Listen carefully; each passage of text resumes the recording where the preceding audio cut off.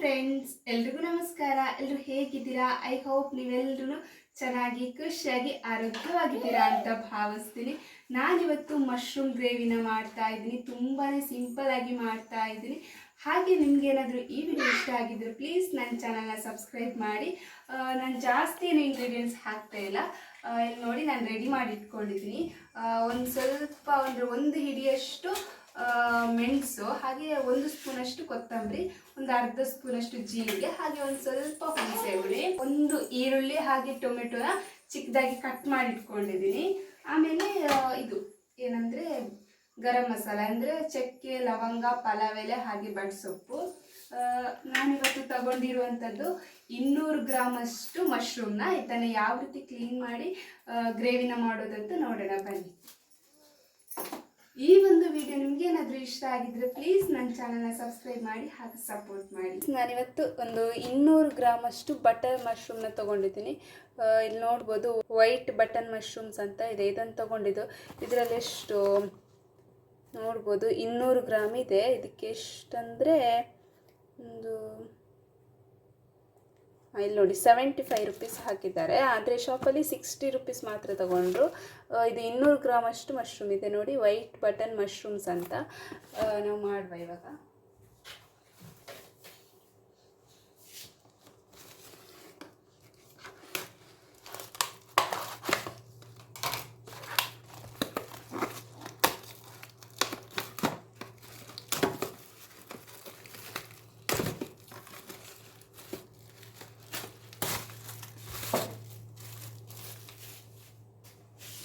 ನೋಡಿ ಫ್ರೆಂಡ್ಸ್, ಈ ಥರ ಇದೆ ಬಟರ್ ಮಶ್ರೂಮ್. ಇದು ಬಟನ್ ಮಶ್ರೂಮ್ ಅಂತ, ವೈಟ್ ಬಟನ್ ಮಶ್ರೂಮ್. ಇದರಲ್ಲಿ ಒಂದು 200 ಗ್ರಾಮ್ ಅಷ್ಟಿದೆ.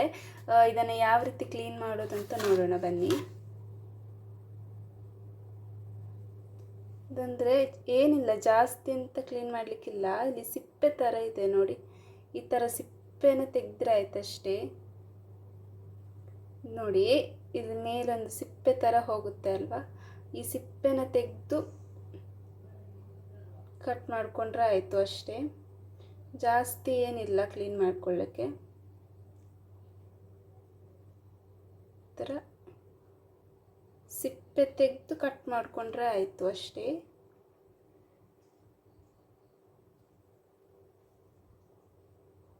ಚೆನ್ನಾಗಿ ಫ್ರೆಶ್ ಆಗಿದ್ದರೆ ಚೆನ್ನಾಗಿ ನೀಟಾಗಿ ಹೋಗುತ್ತೆ ಈ ಥರ ಸಿಪ್ಪೆ. ತುಂಬ ಈಸಿ ಆಗುತ್ತೆ. ಆದರೆ 1-2 ದಿವಸ ಇಟ್ಬಿಟ್ರೆ ಒಂಥರ ಆಗಿಬಿಡುತ್ತೆ, ಸಿಪ್ಪೆಲ್ಲ ತೆಗಿಲಿಕ್ಕೆ ಕಷ್ಟ ಆಗುತ್ತೆ. ಇದು ಫ್ರೆಶ್ ಆಗಿದ್ದರೆ ತುಂಬಾ ಬೇಗನೆ ಸಿಪ್ಪೆ ಚೆನ್ನಾಗಿ ತೆಗಿಬೋದು ಅಂತಲೇ ಹೇಳ್ಬೋದು. ನೋಡಿ, ಇಷ್ಟೇ ಫ್ರೆಂಡ್ಸ್. ಇದನ್ನು ಕಟ್ ಮಾಡಿ ಹಾಕ್ಕೊಂಡ್ರೆ ಆಯಿತು. ನೋಡಿ, ಈ ಥರ ನೀಟಾಗಿ ಬರ್ತಾ ಇದೆ ನೋಡಿ.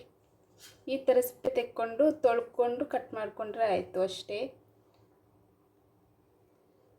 ಮೇಲೊಂದು ಸಿಪ್ಪೆ ಇದೆ ಅಲ್ವಾ, ಅದನ್ನ ತೆಗೆದ್ರೆ ಆಯಿತು ಅಷ್ಟೇ.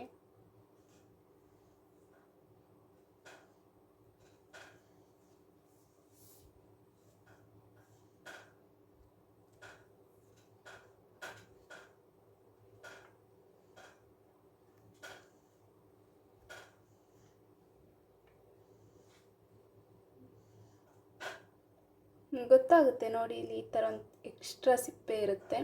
ಅದನ್ನು ತೆಗೆದು ಕಟ್ ಮಾಡಿಕೊಂಡ್ರೆ ಆಯಿತು ಅಷ್ಟೇ. ನೋಡಿ,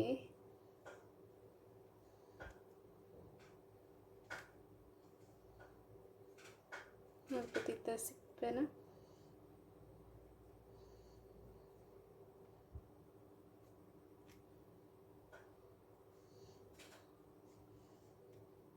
ಫ್ರೆಶ್ ಆಗಿದ್ದರೆ ಈ ಥರ ಚೆನ್ನಾಗಿ ಸಿಪ್ಪೆ ಹೋಗುತ್ತೆ.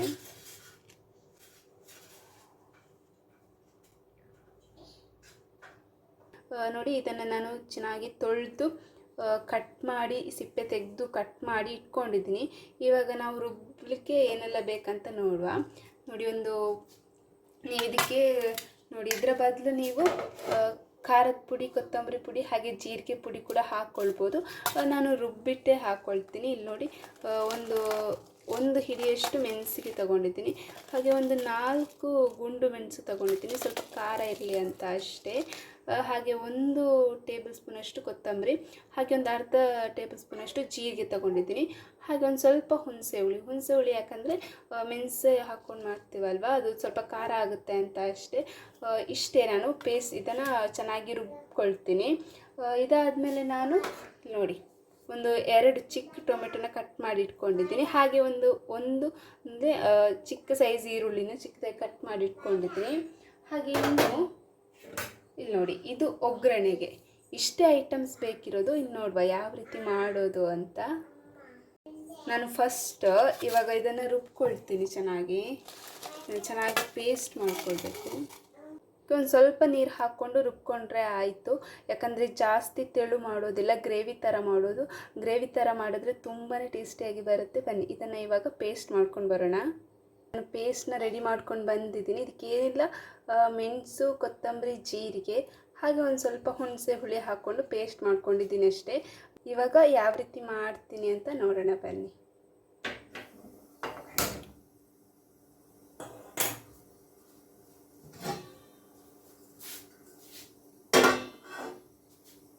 ಒಂದು ಪಾತ್ರೆನ ತಗೊಂಡಿದ್ದೀನಿ.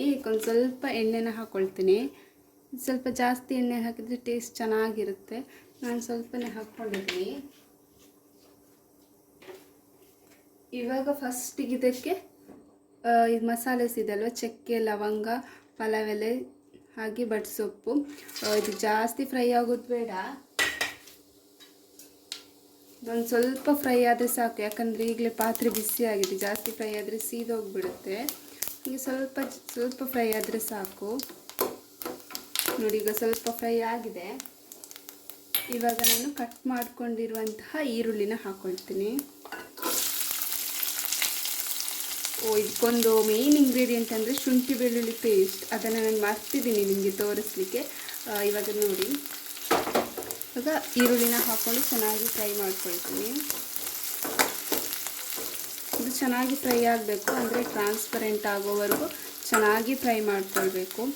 ನಾವಿದು ಏನು ಚಕ್ಕೆ, ಲವಂಗ, ಬಡ್ಸೊಪ್ಪೆಲ್ಲ ಹಾಕಿದ್ದೀವಲ್ಲ, ಅದೊಂದು ಸ್ವಲ್ಪ ಚೆನ್ನಾಗಿ ಜಾಸ್ತಿ ಫ್ರೈ ಆದರೆ ತುಂಬಾ ಅಷ್ಟೊಂದು ಚೆನ್ನಾಗಿರಲ್ಲ. ಯಾಕಂದರೆ ಸೀದೋಗಿಬಿಡುತ್ತೆ.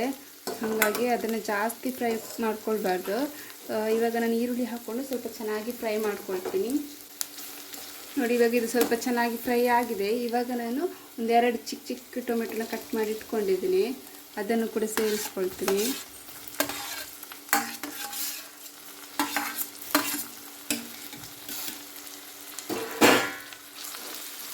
ಚೆನ್ನಾಗಿ ಮಿಕ್ಸ್ ಮಾಡ್ಕೊಳ್ಳುವ.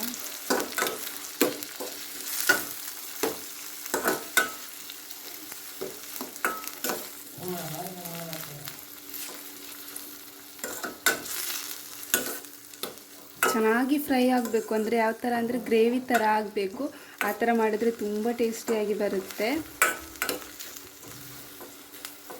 ಈ ಸ್ವಲ್ಪ ಫ್ರೈ ಆದಮೇಲೆ ನಾನಿವಾಗ ಶುಂಠಿ ಬೆಳ್ಳುಳ್ಳಿ ಪೇಸ್ಟ್ನ ಹಾಕ್ಕೊಳ್ತಾ ಇದ್ದೀನಿ. 1 ಸ್ಪೂನಷ್ಟು ಸಾಕು.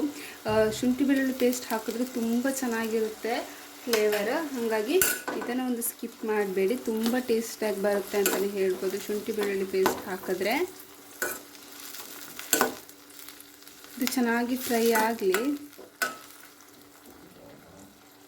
ಇದಕ್ಕೊಂದು ಸ್ವಲ್ಪ ಇವಾಗಲೇ ಉಪ್ಪು ಹಾಕಿಬಿಡೋಣ. ಯಾಕಂದರೆ ಟೊಮೆಟೊ ಮತ್ತು ಈರುಳ್ಳಿ ಚೆನ್ನಾಗಿ ಬೇಯುತ್ತೆ, ಅಂದರೆ ಬೇಗನೆ ಬೇಯುತ್ತೆ. ಒಂದು ಸ್ವಲ್ಪ ಉಪ್ಪು ಹಾಕಿದ್ರೆ.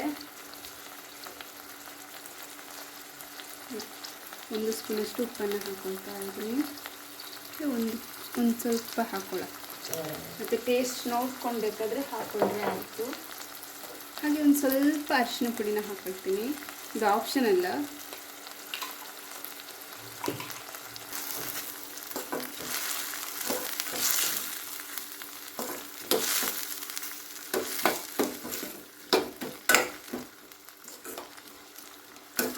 ಈ ಥರ ಇದು ಅಂದರೆ ಹಸಿ ವಾಸನೆ ಎಲ್ಲ ಹೋಗಿ ಇದರಲ್ಲಿ ಎಣ್ಣೆ ಬಿಟ್ಕೊಳ್ಬೇಕು. ಅಷ್ಟು ಚೆನ್ನಾಗಿ ಫ್ರೈ ಮಾಡ್ಕೊಳ್ಬೇಕು. ಆ ಥರ ಮಾಡಿಕೊಂಡ್ರೆ ಟೇಸ್ಟ್ ತುಂಬ ಚೆನ್ನಾಗಿ ಬರುತ್ತೆ. ಒಂದು ಸ್ವಲ್ಪ ಹೀಗೆ ಬಿಡುವ, ಅಂದರೆ ಒಂದು ಸ್ವಲ್ಪ ಗ್ರೇವಿ ಥರ ಆಗಲಿ.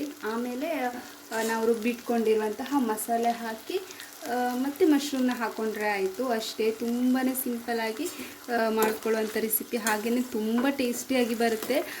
ನೀವು ಇದನ್ನು ಮಾಡಿಕೊಂಡ್ರೆ ನಿಜವಾಗ್ಲೂ ಇದು ನಾನ್ ವೆಜ್ಗಿಂತ ಇದೇ ತುಂಬ ಟೇಸ್ಟಿಯಾಗಿ ಬರುತ್ತೆ ಅಂತ ನೀವು ಖಂಡಿತ ಹೇಳ್ತೀರಾ.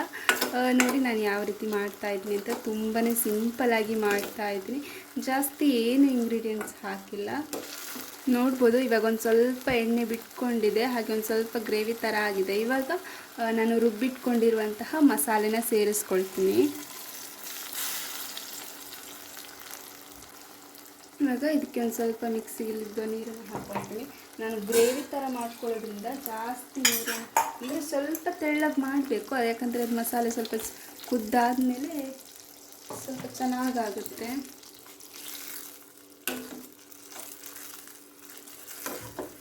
ಇದೊಂದು ಸ್ವಲ್ಪ ಕುದಿ ಬರಲಿ, ಆಮೇಲೆ ಮಶ್ರೂಮ್ನ ಹಾಕ್ಕೊಳ್ಳೋಣ. ಯಾಕಂದರೆ ಮಶ್ರೂಮ್ ತುಂಬಾ ಬೇಗ ಸಾಫ್ಟ್ ಆಗುತ್ತೆ ಅಂತಲೇ ಹೇಳ್ಬೋದು. ಜಾಸ್ತಿ ಏನು ಬೇಯೋದು ಬೇಕಿಲ್ಲ, ಸ್ವಲ್ಪ ಬೇಗನೆ ಬೇಯುತ್ತೆ ಅದು. ಹಾಗಾಗಿ ಸ್ವಲ್ಪ ಕುದ್ದಾದಮೇಲೆ ಹಾಕ್ಕೊಳ್ಳೋಣ.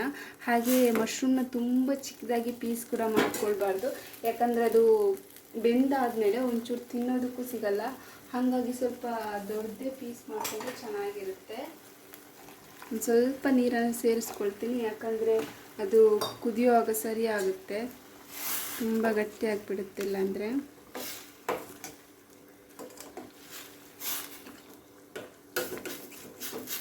ಇವಾಗ ನೋಡ್ಬೋದು ಇದು ಚೆನ್ನಾಗಿ ಕುದಿ ಬರ್ತಾ ಇದೆ. ಇವಾಗ ನಾವು ಕಟ್ ಮಾಡ್ಕೊಂಡಿರುವಂತಹ ಮಶ್ರೂಮ್ನ ಸೇರಿಸ್ಕೊಳ್ತೀನಿ.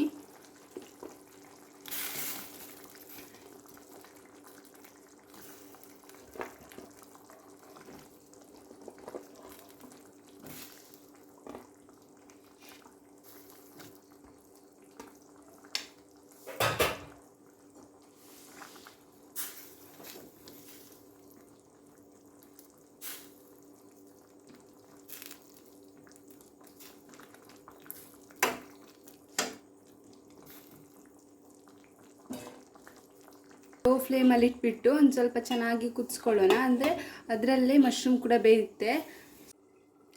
ಇವಾಗ ನೋಡುವ ಯಾವ ರೀತಿ ಆಗಿದೆ ಅಂತ.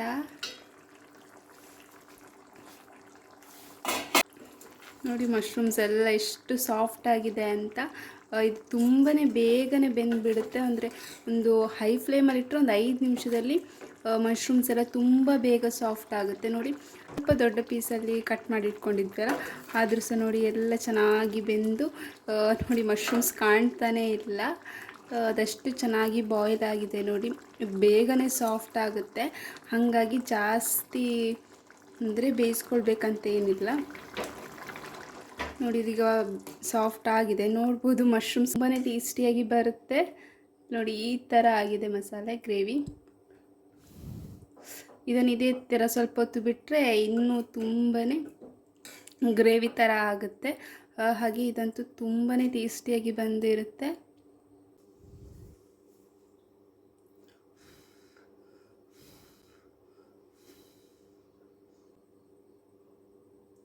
ಈ ವಿಡಿಯೋ ನಿಮಗೆ ಏನಾದರೂ ಇಷ್ಟ ಆಗಿದ್ದರೆ ಪ್ಲೀಸ್ ನನ್ನ ಚಾನಲ್ನ ಸಬ್ಸ್ಕ್ರೈಬ್ ಮಾಡಿ, ಹಾಗೆ ಸಪೋರ್ಟ್ ಮಾಡಿ.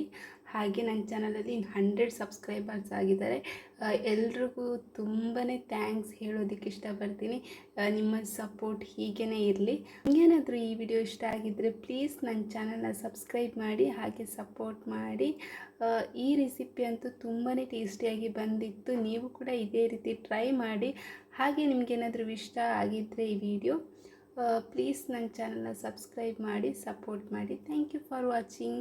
ಇನ್ನೊಮ್ಮೆ ಇನ್ನೊಂದು ಹೊಸ ವಿಡಿಯೋದೊಂದಿಗೆ ಸಿಗ್ತೀನಿ. ಅಲ್ಲಿವರೆಗೂ ಟೇಕ್ ಕೇರ್, ಬಾಯ್ ಬಾಯ್.